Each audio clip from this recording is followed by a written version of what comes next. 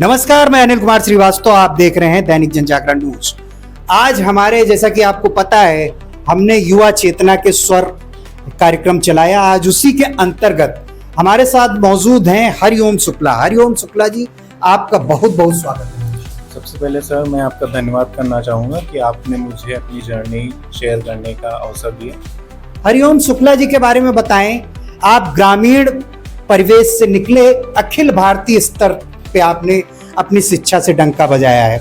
आपने हाल ही में एसएससी की सीजीएल परीक्षा क्रैक की है। हरिओम जी, हम हमारे ऑडियंस को आप अपने परिचय के बारे में बताएं। जी, मेरा नाम हरिओम शुक्ला है। मैं ग्राम दुधवा मिलनिया का निवासी हूँ। मैंने अपनी ग्रेजुएशन वाईडी कॉलेज से करी है और मेरी प्रारंभिक शिक्षा 11th और 12th मैंने सिटी मॉन्टेसरी इंटर कॉलेज जो कि कपूरथला में, वहाँ से की है।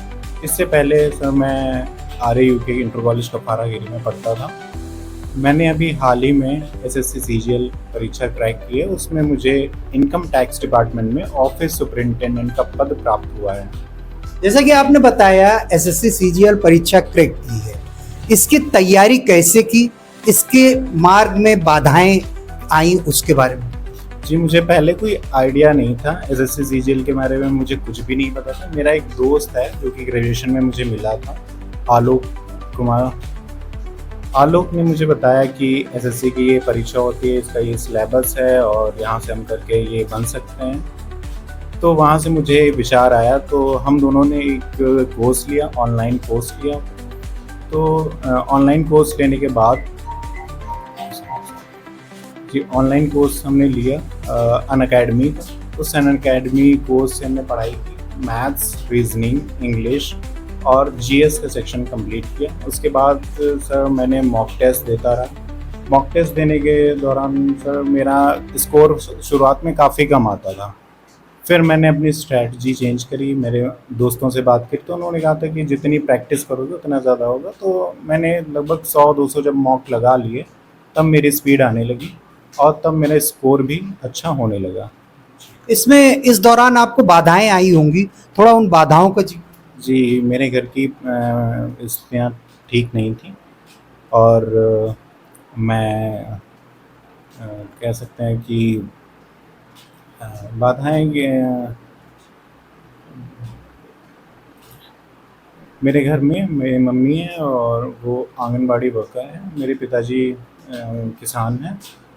तो वहाँ पे थोड़ा आर्थिक परिस्थितियाँ सही नहीं थी हम लोगों की, तो मैं कहीं बाहर नहीं जा पाता, इसलिए हमने एक ऑनलाइन कोर्स लिया था।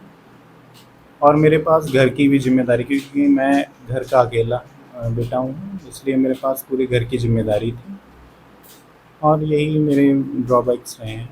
अच्छा, इस सफलता जो आपको मिली है, इसकी प्रेरणा आपको कहाँ से मिली? जी, इसकी प्रेरणा मुझे अपने माता पिता से मिली।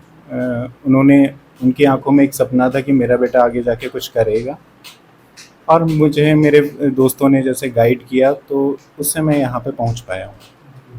तैयारी कर रहे बच्चों के लिए आप संदेश दें, उससे पहले हम अपील करना चाहेंगे, यूं ही हमें देखते रहने के लिए लाइक सब्सक्राइब जरूर करें, क्योंकि आपका सब्सक्रिप्शन हमारे मनोबल को बढ़ाएगा और हमें आगे बढ़ने के लिए प्रेरित करेगा। आपको दैनिक जनजागरण के मंच पे आके कैसा? जी, बहुत अच्छा लगा।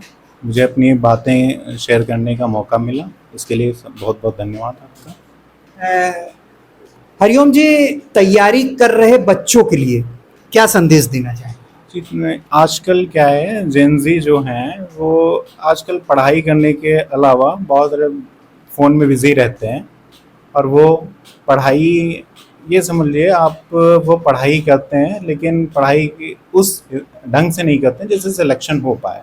पढ़ाई का मतलब है आप अपनी छोटे छोटे टारगेट्स बनाइए, उन टारगेट्स को डेली कंप्लीट कीजिए और वो जब आप टारगेट कंप्लीट कर लेंगे, फिर आप अपना फ़ोन देखिए, जो भी आप देखना चाहते हैं वो आप देख सकते हैं, जो भी आप एक्टिविटीज़ करना चाहते हैं वो आप कर सकते हैं।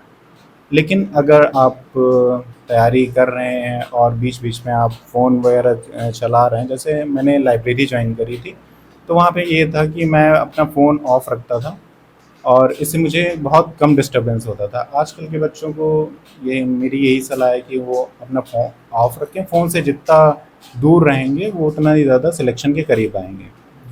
जैसा कि आपने बताया कि आप ग्रामीण परिवेश से पले बड़े और आपने इतनी ये जो अचीवमेंट हासिल किया, तो बुनियादी सुविधाओं से वंचित बच्चा अपने आप को कैसे आगे बढ़ा? जी, बुनियादी शिक्षाओं से वंचित बच्चे आजकल ये है कि सबके पास मोबाइल फ़ोन और इंटरनेट की सुविधा उपलब्ध है।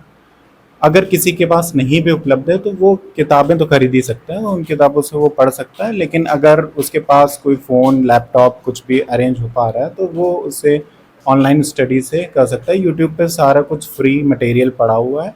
अभिनय शर्मा मैथ्स के टीचर हो गए, आपका परमार एसएससी वो जीएस के टीचर हो गए। इंग्लिश के लिए भी रानी मैम का कोर्स बहुत बेटर है, तो वहाँ से वो कर सकते हैं आराम से, कोई प्रॉब्लम नहीं होगी उनको। अब आपकी ट्रेनिंग होगी, ट्रेनिंग के बाद स्थापित होंगे। अपने आप को स्थापित करने के बाद राष्ट्र और समाज को आगे बढ़ाने में आपकी भूमिका क्या होगी? कि जैसे मैं सेटल हो जाऊंगा उसके बाद मैंने सोचा है कि मैं यूट्यूब के माध्यम से अपने जो आर्थिक रूप से या कह सकते बिछड़े हुए लोग हैं उनको मैं अपने यूट्यूब चैनल के माध्यम से गाइड करता रहूँगा, और हो सकेगा तो मैं एक प्लेटफॉर्म बनाऊँगा जिससे कि मैं उनको शिक्षा दे सकूँ, जिससे कि वो यहाँ तक आगे बढ़ पाएँ या उससे भी आगे जा पाएँ। और मैं कोशिश करूँगा कि गांव में या गांव के आसपास कहीं लाइब्रेरी का भी मैं सोचूंगा ऐसा कुछ।